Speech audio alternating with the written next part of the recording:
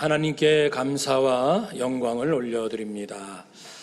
사랑하는 여러분, 우리는 위기 가운데 살기 때문에 두렵습니다.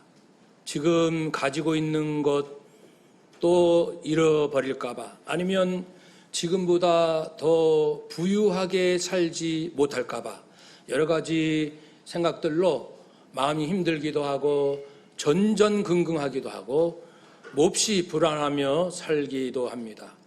이 세상이 그렇다는 겁니다. 전체적으로 그러겠지요.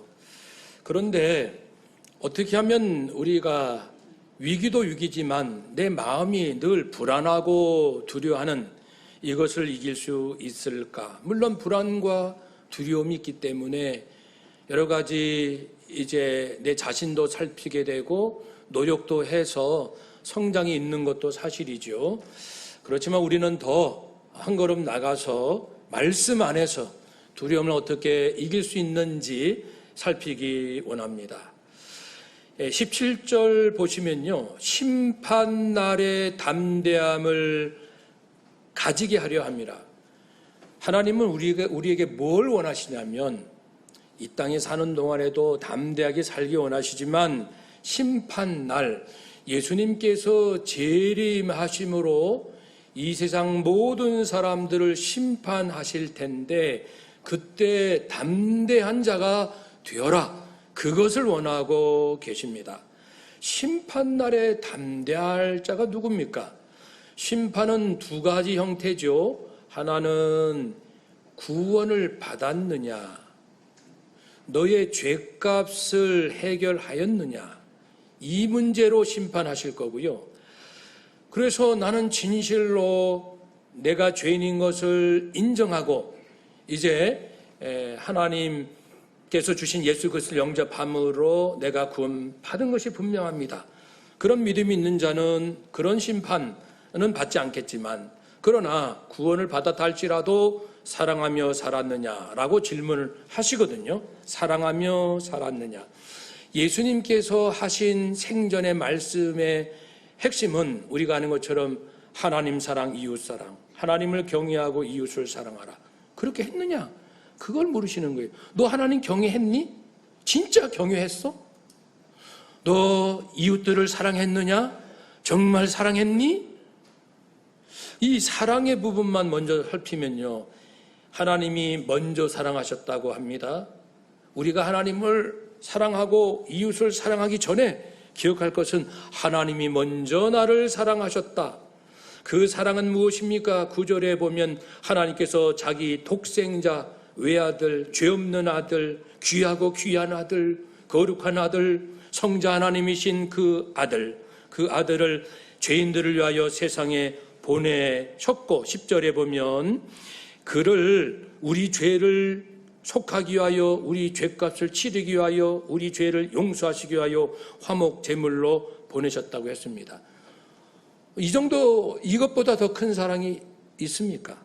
아무리 누군가가 나에게 잘해주고 사랑을 베풀어도 내 죄 문제 해결해 주나요? 내가 지옥에 갈 것을 건져줄 수 있나요? 죄값으로 저주받을 것에서 건져줄 수 있나요? 아무도 못하잖아요. 오직 예수 그리스도의 희생, 화목 제물로 십자가에 저주받아 죽으심으로만 가능한 것, 이것을 하나님이 먼저 우리에게 주신 것을 내가 먼저 사랑했다. 그러면 11절, 사랑하는 자들아, 하나님이 이같이 우리를 사랑하셨은즉 우리도 서로 사랑하는 것이 마땅하도다. 하나님의 사랑으로, 그리스도의 희생으로 내가 용서받고 하나님의 자녀가 된 것을 믿는 자는, 믿는 형제들 간에 서로 사랑하는 것이 당연하다, 마땅하다라는 것입니다. 사랑할까 말까. 저분이 나를 힘들게 하는데 사랑해 마라, 그것이 아니고 하나님께서 나를 위하여 예수 그리스도를 보내주시고 그분이 나 대신 저주받아 주셨다는 것을 믿느냐? 네, 믿지요. 그 사랑을 기억하느냐? 압니다. 그런데 왜 옆에 있는 집사를 사랑하지 못하지? 왜 다른 성도를 사랑하지 못하고 미워하고 시기하고 질투하고 원망하고 분을 뿜고 있지? 그런 말씀이죠. 12절에 보면은 우리가 받은 그 사랑으로, 내 힘으로는 안 돼요. 그래서 주님이 나를 사랑하신 그 사랑을 이렇게 붙들고 그 사람을 용서하고, 내가 받은 사랑의 힘을 입어서 그 사람을 배려하고 그 사람에 대해서 인내하면 어떻게 될까요? 그것은 12절, 어느 때나 하나님을 본 사람이 없지만, 하나님 본 사람은 없잖아요. 안 보이니까요. 만일 우리가 서로 사랑하면, 성도들이 하나님께 받은 사랑, 그 사랑으로 사랑하면 하나님이 우리 안에 거하시고 하나님의 사랑이 우리 안에서 온전히 이루어지느니라. 시시한 사랑이 아니고 온전한 사랑. 그러니까 부모도 자녀 사랑하지 않는 부모 있나요? 그런 사랑으로는 하나님의 사랑이 내 안에 온전히 이루어질 수 없어요. 어떤 사랑? 내가 하나님께 그 받은 그 십자가 사랑에 의지해서 누군가를 사랑했을 때 하나님의 사랑이 내 안에 인간의 사랑이 아닌, 인간적인 사랑이 아닌 하나님의 사랑이 차곡차곡 온전히 충만하게 채워진다라고 말씀했습니다. 이 온전한 사랑이 있는 사람만이 어떻게 될까요? 두려움이 없다. 아니, 말로 두렵지 않아라고 해서 두려움이 없어지나요? 그것은 아니에요. 가만히 있어도 두렵지 않는 사람이 있어요. 강한 척해도 이 안에 몹시 두려운 사람이 있고요. 그 차이가 뭡니까? 사랑? 모두가 사랑한다 그래요. 그런 사랑 말고 하나님께서 나를 구원하시기 위하여 자기 독생자, 사랑하는 아들을 희생시킨 그 사랑, 그 사랑을 알고 내가 받은 이 엄청난 사랑으로 못마땅한 성도들을 내가 사랑하고, 하나님, 제 인간적인 사랑으로는 사랑 못해요, 용서 못해요. 그렇지만은 그리스도께서 나 대신 저주 받으신 그 사랑, 그 아픔, 그 눈물, 그것을 끌어다가 믿음으로 그 사랑에 충만하여 주여, 이 사랑으로 아무개 집사를 용서합니다. 제 힘으로 용서 못합니다. 십자가 사랑으로 용서합니다 라고 할 때 하나님께서 얼마나 기뻐하시는지 하늘문이 열려서 내 심령 안에 세상이 줄 수 없는 온전한 사랑, 온전한 기쁨, 온전한 평안이 차곡차곡 쌓여지는 게, 한두 번으로 쌓여지는 게 아니에요. 그런 하나님의 사랑으로 성도를 사랑하는 훈련을 하면은 그런 사랑이 점점 충만해져서 어느 단계에 가면 정말 말 그대로 온전한 사랑이 내 안에 있다라는 걸 느끼게 될 겁니다. 그래서 18절 말씀에 사랑 안에 두려움이 없고 온전한 사랑이 두려움을 내쫓나니, 두려움에는 형벌이 있습니다. 두려워하면요, 내가 형벌 받는 거나 마찬가지. 물론 예수님 믿는, 진실로 믿는 사람은 구원은 받지만 우리가 불안과 두려움 가운데 시달리면 형벌 받은 인생이나 같아요. 아무리 물질적으로 부유해도 나는 형벌을 이미 받은 자나 마찬가지라 할 정도로 심령은 죽은 상태라는 겁니다.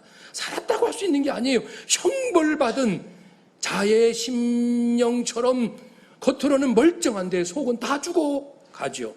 그런 사람을 엊그제 금요 심야 기도 때 제가 간접적으로 백기현 교수를 잠깐 소개했습니다.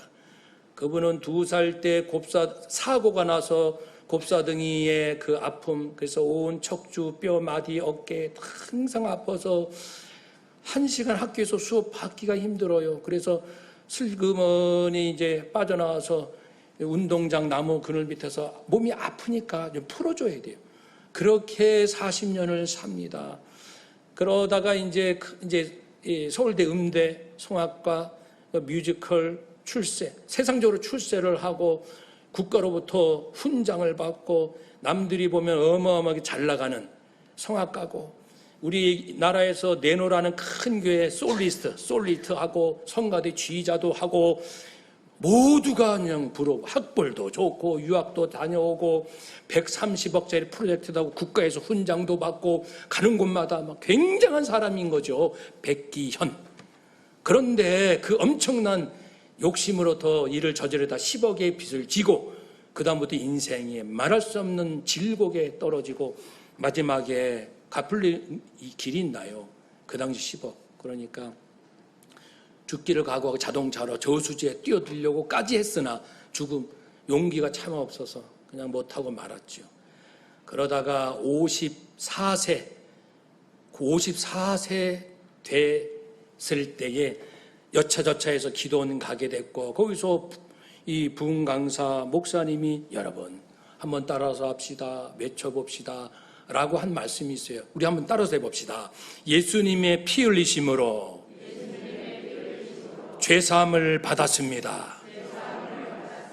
예수님의 피 흘리심으로 죄사함을 받았습니다. 아멘. 처음에는 그냥 흉내 내죠. 한 번, 두 번, 한 번, 두 번. 눈물로 콧물로 예수님의 피 흘리심으로 내가 죄사함을 받았습니다. 심령이 터지자 성령님이 오셔서 몸을 만져주시는데, 정말 제가 들어본 간증 중에 아주 초자연적인 간증이더라고요. 그래서 뼈, 척추, 어깨 이틀 안에 2차례 걸쳐서 성령님이 만져주시는데 뼈가 다 돌아가고 팔이 360도 어깨가 돌아가고 굉장히 아프죠. 그러면서 하나님이 몇 가지 말씀해 주셨는데, 내가 너를 치유하리라, 내가 나을 것이다. 네가 40년 동안 너무나도 힘들었지, 외로웠지. 왜냐하면 그 교수는 마음속에 분노, 원한, 하나님께 대한 그 미움, 이거 꽉 차 있거든요. 겉으로는 속은 다 형벌 가운데 형벌을 받은 상태에 있었거든요.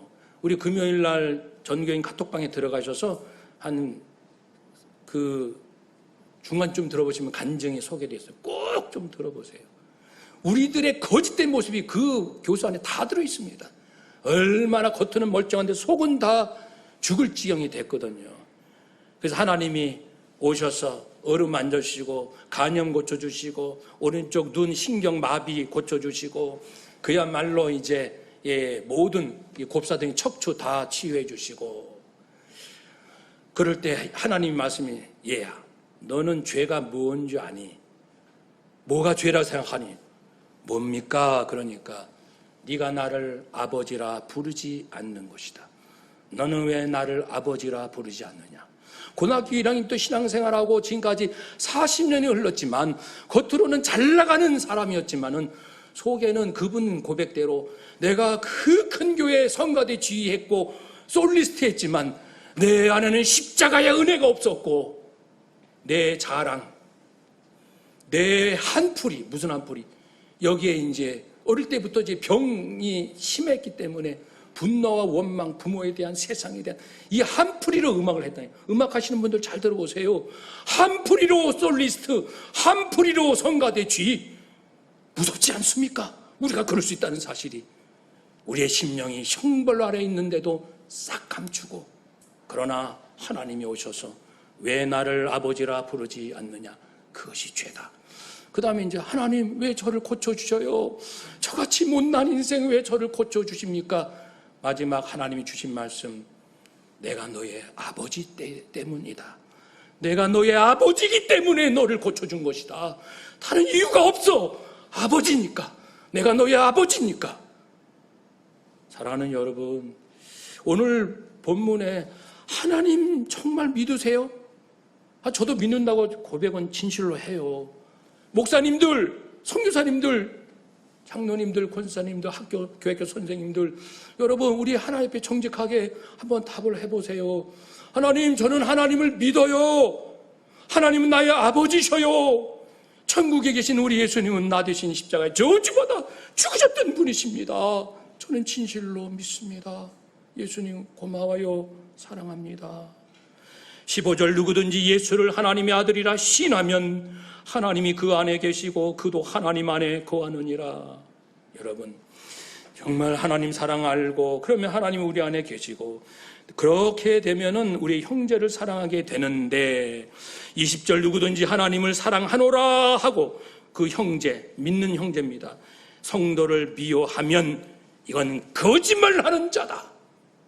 성도를 미워하는 자, 그는 하나님을 사랑한다고? No! 당신은 거짓말한 자요. 하나님의 사랑을 안다면, 인간의 힘으로 용서를 할 수 없는 건 사실이에요. 하나님도 하셔요. 그러나 몸부림을 쳐야죠. 하나님, 저는 왜 용서할 수 없나요? 저는 왜 감사할 수 없나요? 저는 왜 다른 사람을 축복이 안 되나요? 그걸 가지고 몸부림을 지어보셨습니까? 피를 토하는 심정으로 해보셨나요? 그것을 해본 자가 하나님의 자녀요? 해보기는커녕 물어보면 믿는다고 하는데 마음속에는 형벌받은 마음으로 분노하고 원망하고 저주하고 시기하고 교만하기 짝이 없는 마음을 가지고 살아간다면 어찌 하나님을 믿는다고, 하나님의 사랑을 안다라고 할 수 있느냐? 이거 오늘 본문입니다. 굉장히 심각하고 중요한 말씀입니다. 그래서 우리 7, 8월 기도하는 중에 우리 시간 때우지 마시고요. 정말 안 믿는 사람 어디 있냐? 저도 믿는다고 고백한다고요. 그런데 정말 내 안에 조금이라도 사람들을 십자가 사랑으로 바라볼 수, 먼저 믿는 사람, 그리고 우리 가족들, 직장 동료는 좀 더 나중이고요. 더 어려우니까요. 성도들을 십자가 사랑으로, 사랑이 되지 않는 사람이 우리 가운데, 서로 가운데 있다면 피눈물 흘리면서 주님 앞에, 주여 저는 솔직히 용서 안 돼요. 사랑이 안 돼요. 미워요. 아무개 집사 미워요. 그런 마음을 정직하게 정말 피를 토하도 고백하세요. 하셔야 됩니다. 그러면 영이 살고, 그렇지 않으면 아무런 문제 없는 척 넘어갈 수는 있으나 내 심령은 형벌받은 자와 같은 그런 삶의 지속일 뿐이고, 장차 주님 오셨을 때 심판날에 담대하긴커녕 도망갈 겁니다. 주님 앞에 부끄럽기 때문에. 그래서 이 불안과 위기 시대에 내 마음이 참된 평안이 있는지, 우리 성도들을 정말 사랑할 수 있는지를 살피고 다시 한번 결단하는 우리 모두가 되시기를 주의 이름으로 축복합니다. 아멘. 기도하겠습니다.